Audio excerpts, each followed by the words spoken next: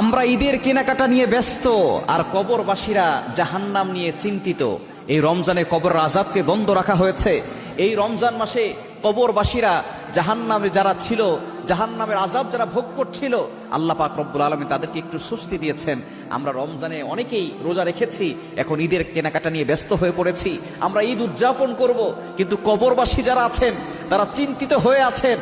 এই রমজান শেষ হওয়ার সাথে সাথে, শাওয়াল মাসের চাঁদ ওঠার সাথে সাথে আবারও হতে পারে তাদের কবরের ভিতরে আগুন ধাউ ধাউ করে জ্বলে উঠবে। তারা সেই জাহান্নাম নিয়ে চিন্তিত আছে।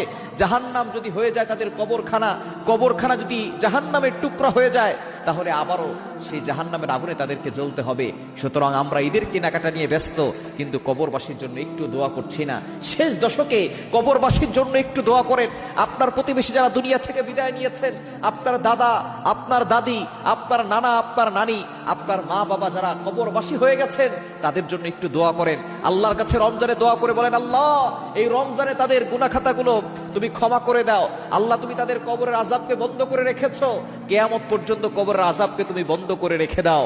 আল্লাহ তাদের কবরখানা জান্নাতের বাগান বানিয়ে দাও।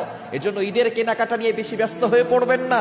আপনি আপনার কবরবাসীর জন্য দোয়া করেন, কারণ একদিন আমাদেরকেও সেই কবরে যেতে হবে। We have to go back to our Lord. আমাদের সকলকে আল্লাহর কাছে ফেরত যেতে হবে। সুতরাং যদি আপনি এখন সেই কবরবাসীর জন্য দোয়া করেন, আপনি মারা গেলেও আপনার জন্য কিছু মানুষ সিলেক্ট করে দিবেন আল্লাহ, যারা আপনার জন্য দোয়া করবে। আমরা ঈদের কেনাকাটা নিয়ে